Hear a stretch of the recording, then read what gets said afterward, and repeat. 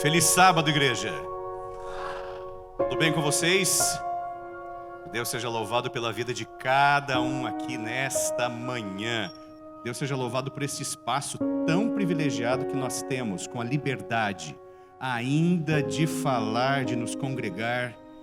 Haverá tempos difíceis em que nós sentiremos grande saudade destes momentos que temos aqui em congregação. Acredita em mim, em que nós podemos adorar o nome do nosso Senhor Deus juntos. Eu quero abrir a palavra de Deus com vocês.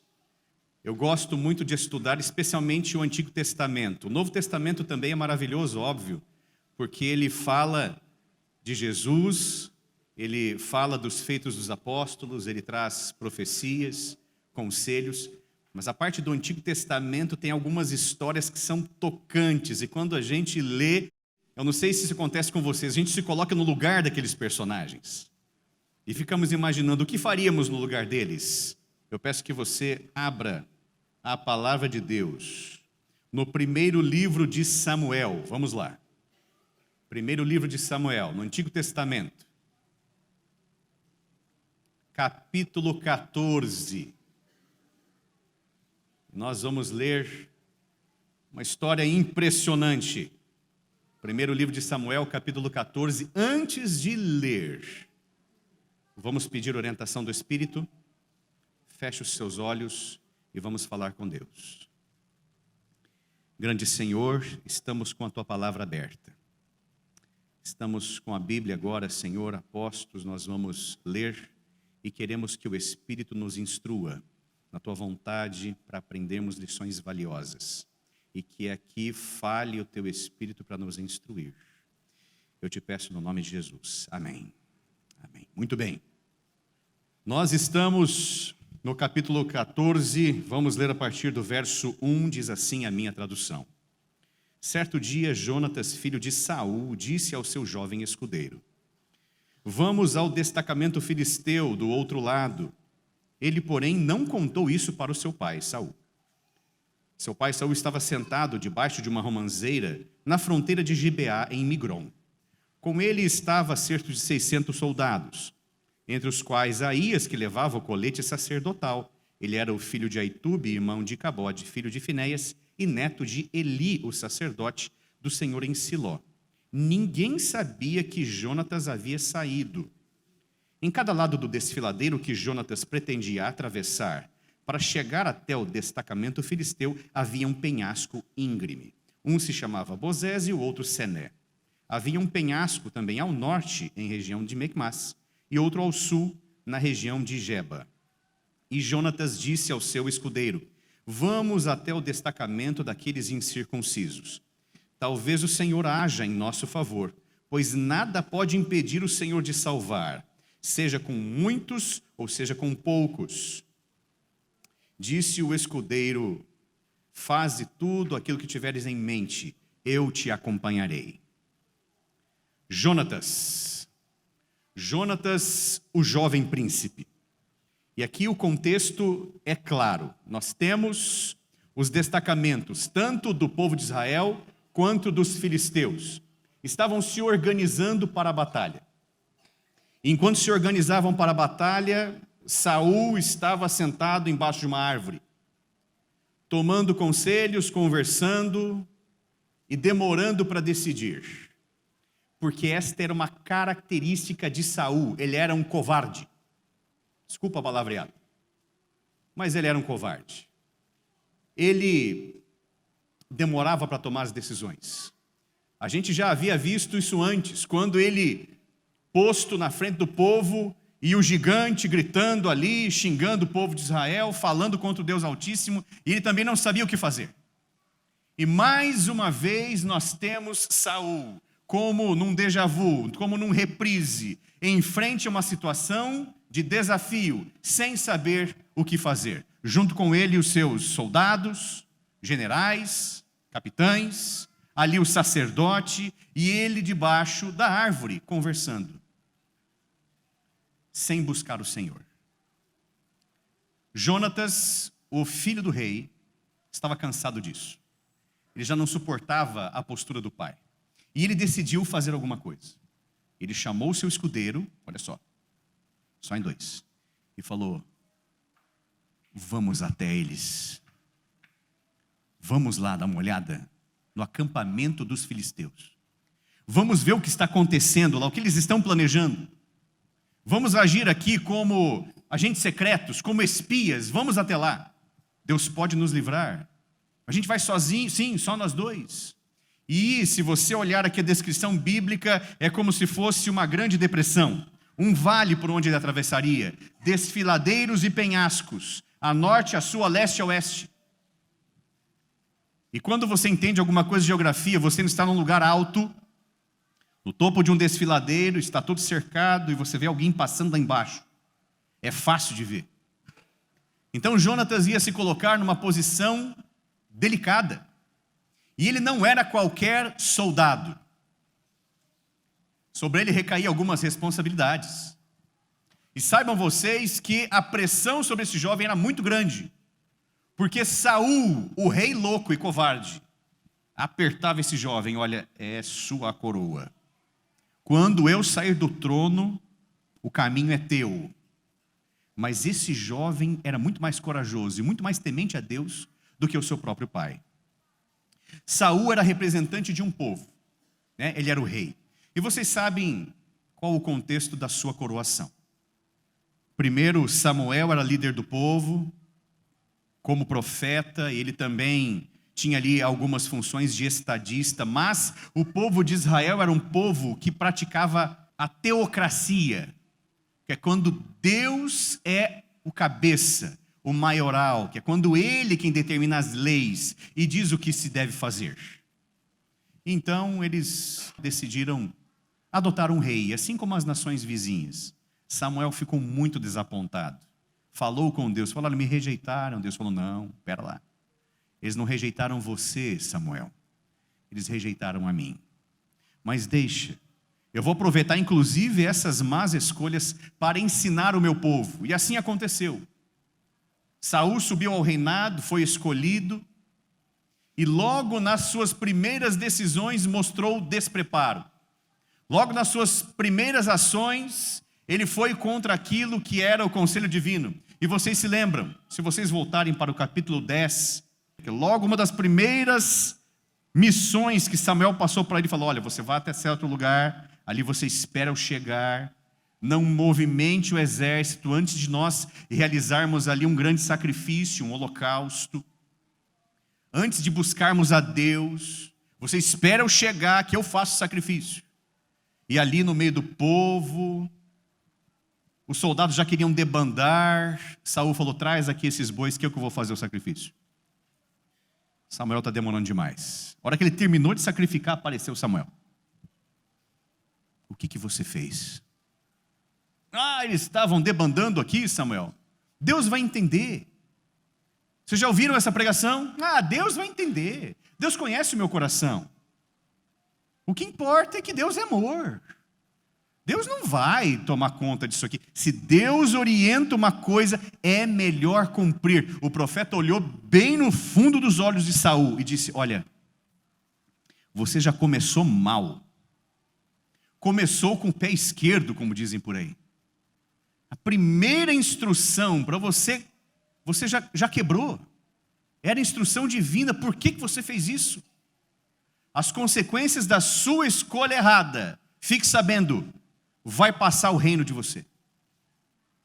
O reinado não vai permanecer no seu lar. Não será o seu filho que vai te seguir. Saiba, você vai perder a coroa. Passaram-se décadas depois disso. É interessante a gente compreender que Deus dá o recado. Às vezes demora para acontecer e o ser humano gosta de se esquecer, né? Mas Deus não se esquece. Deus não se esquece. Sabe, Saul era só o representante de um povo que tinha um costume de fazer tudo errado. Igual a gente. Como que você é? Perfeito?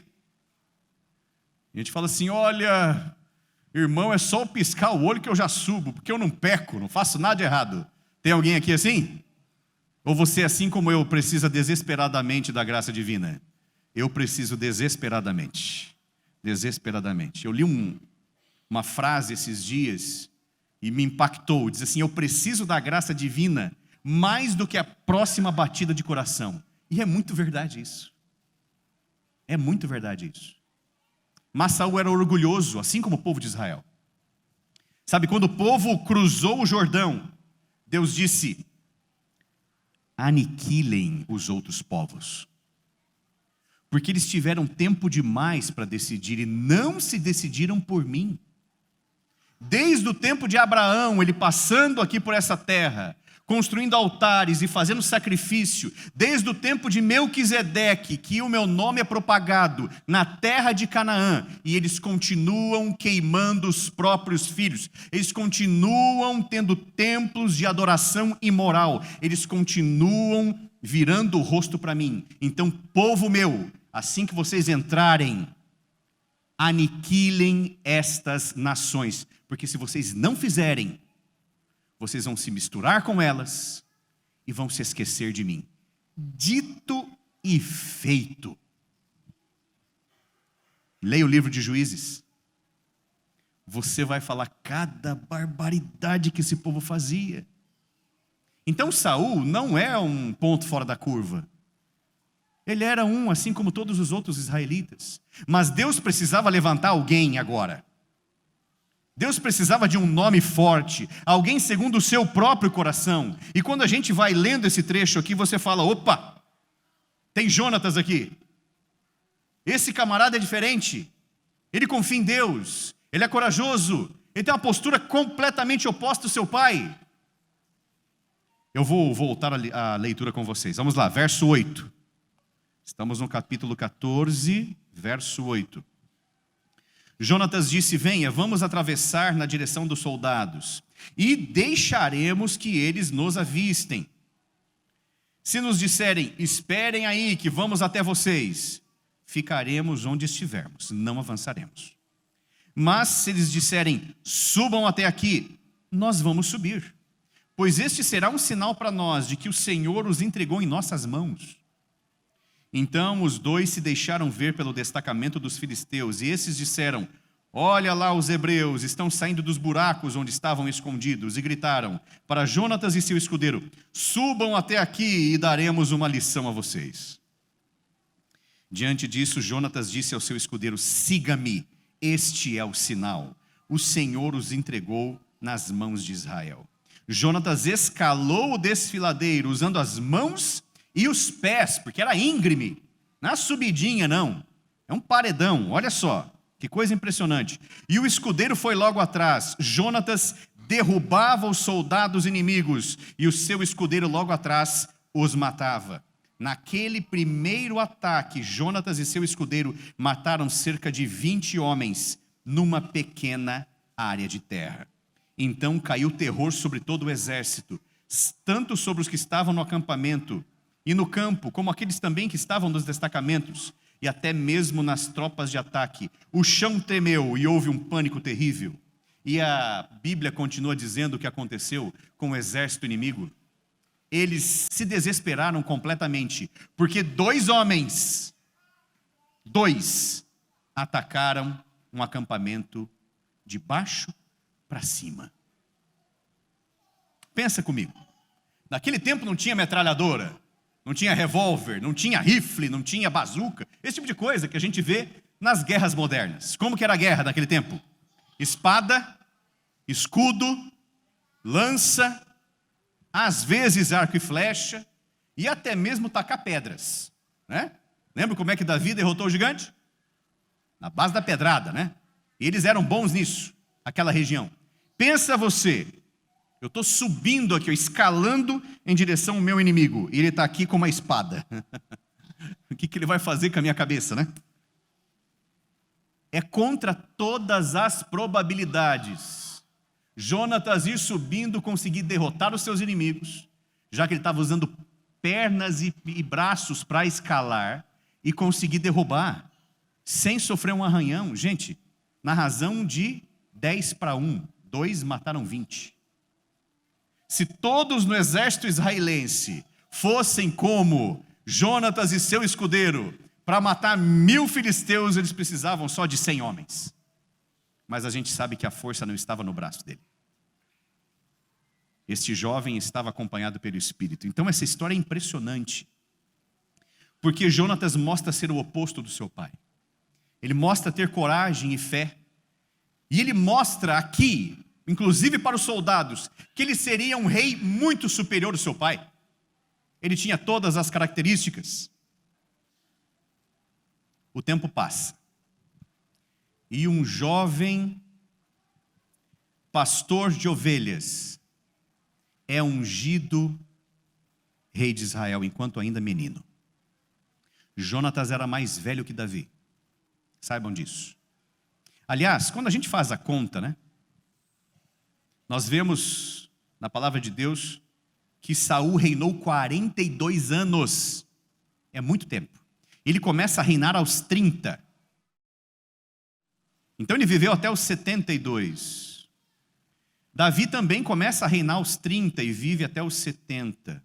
Quando Deus dá esse recado para Saul e diz, olha, eu já achei uma pessoa melhor, Davi nem tinha nascido. Aí eu pergunto para você, olha o poder de Deus. Você consegue calcular isso?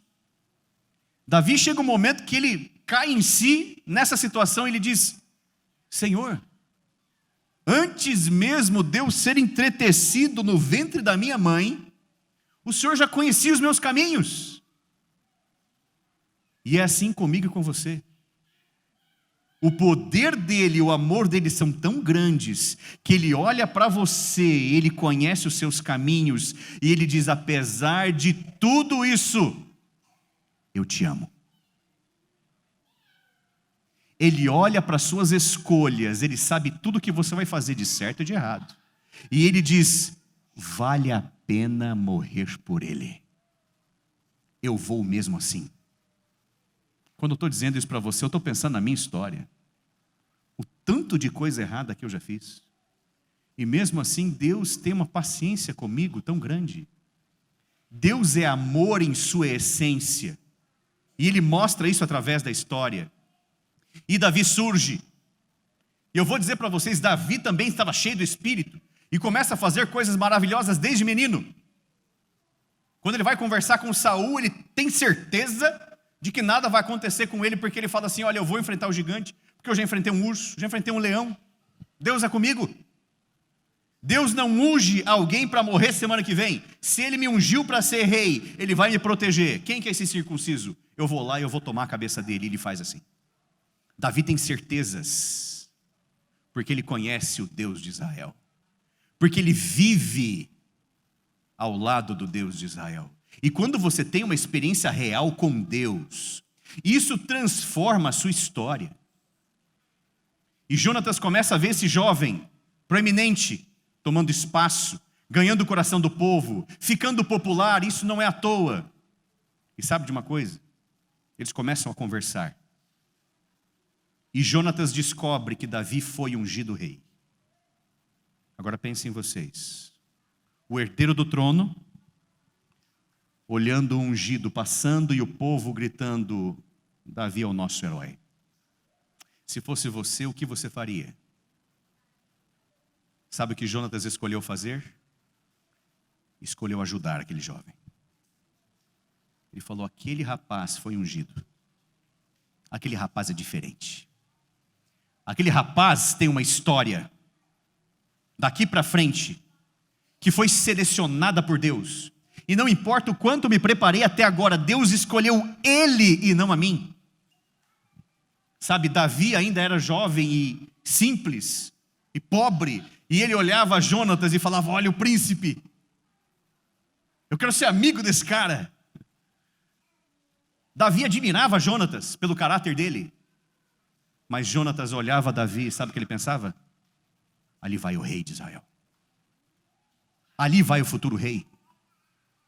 É para ele a coroa, não é para mim. Eu preciso aprender a me esvaziar de mim mesmo. Eu preciso aprender a jogar para a terra, para o chão, os sonhos, porque eu sonho em ser rei. Meu pai me preparou para ser rei, mas eu não serei, porque Deus disse assim. E ao invés de se revoltar e ajudar o pai a perseguir o seu rival, sabe o que Jonatas faz? Ele diz assim: Deus escolheu, sabe o que eu vou fazer? Eu não vou lutar contra isso, eu vou ajudar. Porque para Jonatas ia ser muito tranquilo. Calcula comigo. O rei está caçando Davi. O meu pai está com uma tropa atrás dele. Opa, vai lá, pai. Está tudo certo. Eu não vou fazer nada. Se meu pai matar Davi, foi meu pai, não fui eu. Não tenho nada a ver com isso.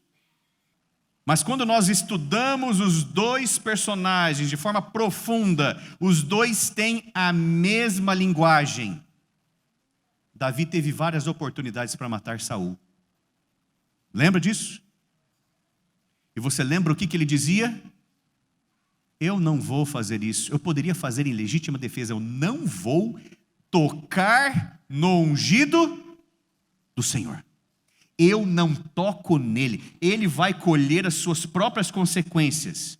Eu não encosto nele. Deus sabe todas as coisas. Na hora que for para eu começar a reinar, eu vou começar. Não tenho pressa. Deus me ungiu, está tudo certo. Eu não toco no ungido do Senhor. E Jonatas, do lado de cá, olhava Davi e dizia a mesma coisa. Ele foi ungido. Eu não toco no ungido do Senhor. Gente, eles são tão parecidos que viraram melhores amigos. Eu me arrepio com essa história. Só que é lindo. E a gente sabe, Davi chegou um momento e falou assim: olha, seu pai está querendo me matar. Eu estou desconfiado. Jonatas falou: olha, eu vou descobrir isso aí para você.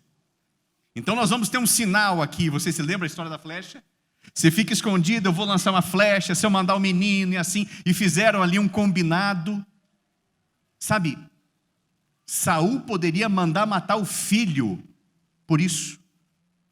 Ele estava traindo o pai, mas não estava traindo seu amigo, não estava traindo o futuro rei, e não estava traindo Deus. Por isso este jovem aqui me chama tanto a atenção. Por isso eu gosto de entender a forma como ele pensa. E eu oro a Deus: Deus me ajuda. Me dá assim, sabe, uma cutícula, uma pontinha de unha do caráter de Jonatas. Eu vou contar uma história aqui para a igreja. Este jovem, o nome dele é Angus Crichton, ele é um jogador de rugby. Vocês já viram esse esporte, rugby? Olha, quem acha que futebol é uma coisa violenta, é porque vocês não assistiram 15 minutos desse jogo. Isso aqui é uma coisa intensa demais, porque eles se chocam e esses camaradas são fortes, encorpados, sabe, músculo puro. Agora você pensa dois camaradas desses virem correndo com toda a velocidade e trombando no outro. Eles disputam a bola com uma ferocidade e uma velocidade, é uma coisa impressionante. E Angus Crichton, desde os seus 18 anos, é jogador profissional. Só que Angus tem um problema. Essa é a mão do Angus. No meio do esporte, ao competir a bola e ao se chocar aos seus colegas, ele foi quebrando o dedo médio da mão esquerda repetidas vezes. Ele quebrou tantas vezes e destruiu os ligamentos dessa região que os ossos ficaram emendados. Ele já não tinha mais a movimentação. Essa aqui é uma das muitas internações de Angus para ver se com cirurgias ele conseguia reparar este lugar, para poder voltar a jogar. Em determinado momento, Angus conversou com o seu médico. E eles chegaram a uma conclusão, a pedido do próprio Angus. Ele diz assim: olha, desde a minha infância, eu me preparo fisicamente com exercícios, com sono, com alimentação, para ser um jogador de excelência. Eu não vou deixar esse dedo atrapalhar. Olha o dedo dele, gente, dá uma olhada, a foto. Ele passou uma quantidade extra ali de esparadrapo, mas está até com sangue na unha, né? Então, gente, é muito intenso isso. Ele falou: eu não vou deixar esse dedo me atrapalhar mais. E ele tomou esta decisão. Angus conversou com o seu médico e arrancou o dedo. Como que alguém tem coragem de arrancar um pedaço do próprio corpo, não é verdade? E aqui, me entendam, por favor, eu não estou fazendo analogia, dizendo que o que esse jovem fez, né? Porque Deus é claro, Ele diz, olha, cuida do seu templo, do Espírito Santo, né? Cuide, né? Mas ao mesmo tempo, Deus usa algumas metáforas e Ele diz o seguinte, o próprio Jesus falou, se o teu olho está te atrapalhando, arranca, que é melhor você chegar sem um olho. Você cuida do seu olho, não cuida?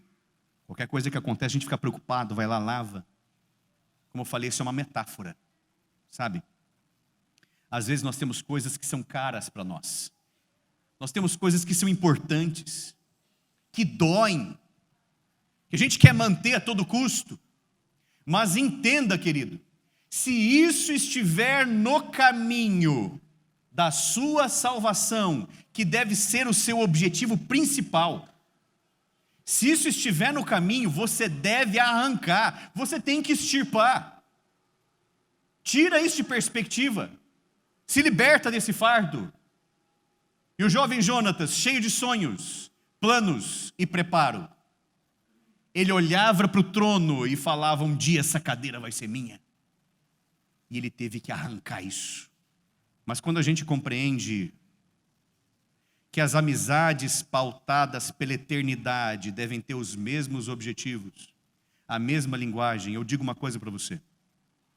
Nós teremos grandes amigos,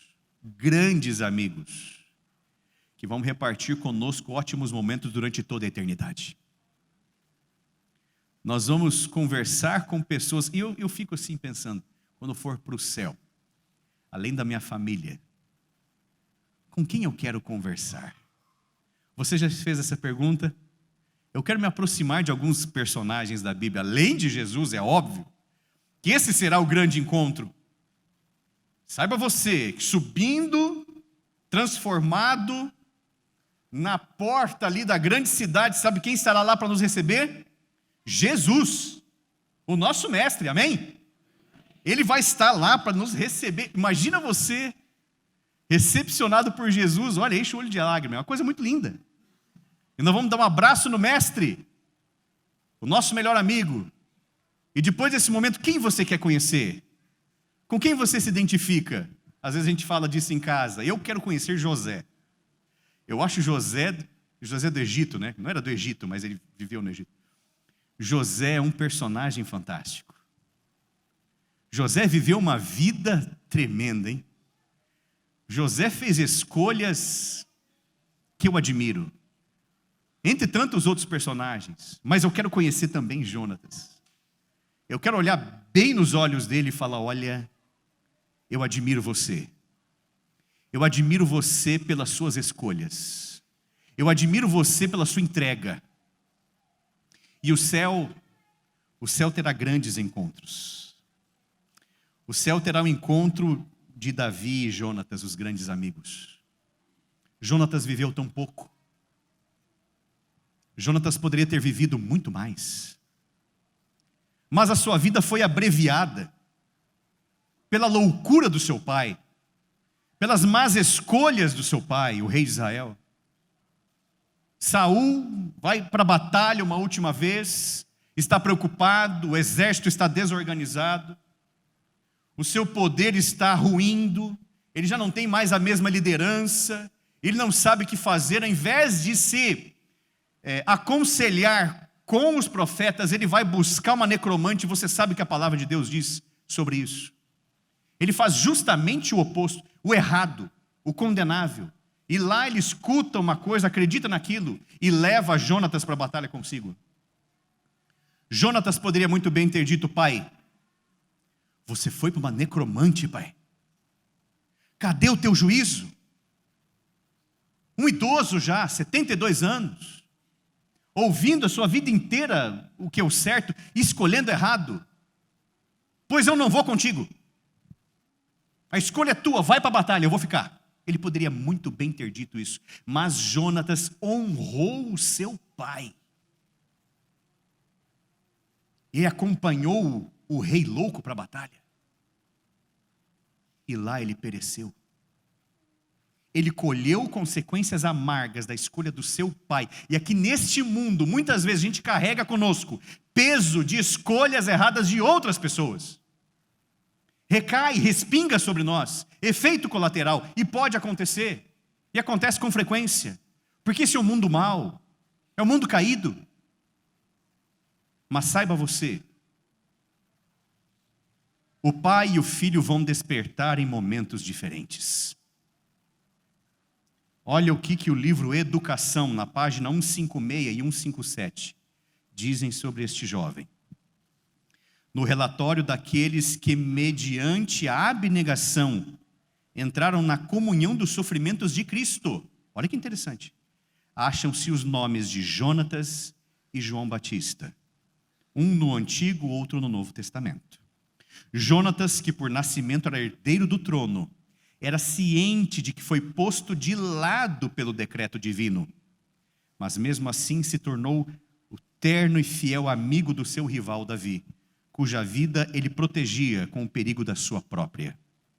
Firme ao lado do seu pai, através dos dias tenebrosos do seu poder em declínio, ao seu lado tombou finalmente, mas, olha só, acha-se o seu nome guardado como um tesouro nos céus.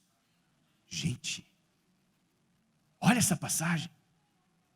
E na terra ele permanece como testemunho da existência e do poder do amor abnegado. Abrir mão. Abrir mão. A gente se agarra a cada migalha. A gente se prende a promessas pequenas. O que é um trono aqui na terra, perto da promessa de reinar com Cristo nos céus? Ele entendeu isso. E eu oro a Deus que nós entendamos também. Vamos abrir mãos, queridos, dos pequenos detalhes que nos prendem. Vamos fazer como Cristo e de forma espiritual arrancar aquilo que está no caminho da nossa vitória. Que Deus nos proteja, que Deus nos abençoe a sermos como Jonatas, que é um tipo de Cristo. Tipo, né? Uma maquete, um modelinho. Olha, Jesus se desfez do trono por amor aos seus amigos. Jonatas abdicou do trono por amor ao seu amigo. Não é poderoso isso? João 13,15 diz: não há amor maior do que este, alguém entregar a própria vida em favor dos seus amigos. Assim foi o nosso mestre. Eu vou me encontrar com Jonatas, mas eu vou me encontrar com Jesus. É Jesus o seu melhor amigo? Você pode falar, diretor, ainda não. Então vamos, gente. Vamos tomar tempo para nos relacionarmos com Ele. Vamos tomar tempo de buscar através da palavra transformar o nosso caráter.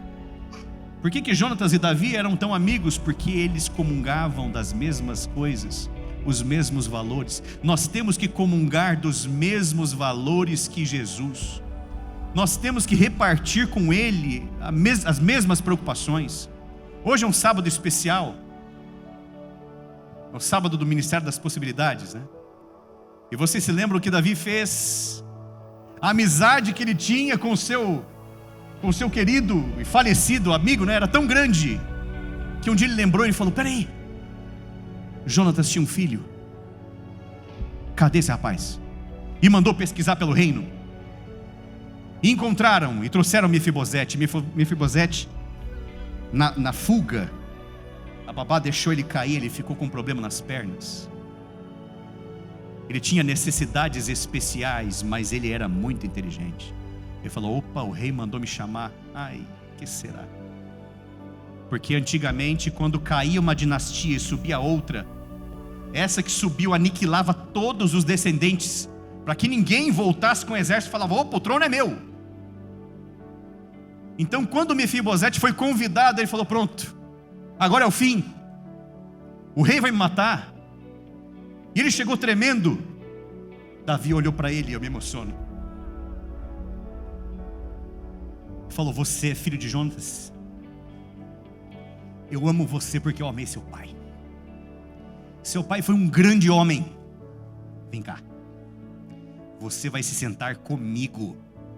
Eu vou te devolver todas as suas posses. Olha o poder de um testemunho. Que Deus transforma o nosso coração. A gente tem muito que aprender ainda. Por isso que eu digo para vocês, quando eu vejo o Antigo Testamento, eu fico emocionado com alguns personagens. E eu fico pensando quão longe a gente está. A gente precisa mais de comunhão com Deus. Você almeja se encontrar com o seu melhor amigo, com Jesus, na eternidade? Vamos orar. Feche os seus olhos. Pai querido, por favor, Senhor, transforma-nos. Quando olhamos para nós mesmos, nós vemos um abismo entre aquilo que poderíamos ser, entre a Tua vontade e aquilo que somos neste momento. Nos ajuda, Senhor, nos transforma, para que sejamos corajosos e verdadeiros guerreiros espirituais. Hoje a nossa batalha não é mais física, mas lutamos contra os poderes das trevas e sozinhos não podemos vencer. Precisamos, Senhor, ser escudados pela Tua palavra, pela oração e pela Tua mão. Nos ajuda e nos mantém, Senhor, através de Cristo, que é o nosso melhor amigo, através do Espírito Santo. Nos proteja, nos dá um feliz sábado na Tua presença. Abençoe a cada família aqui, Senhor. Nos fortalece através do Teu Evangelho. Te pedimos no nome de Cristo. Amém. Amém. Que a graça de Jesus, o amor de Deus o Pai e a comunhão do Santo Espírito esteja sobre cada um de vocês, hoje e eternamente. Amém.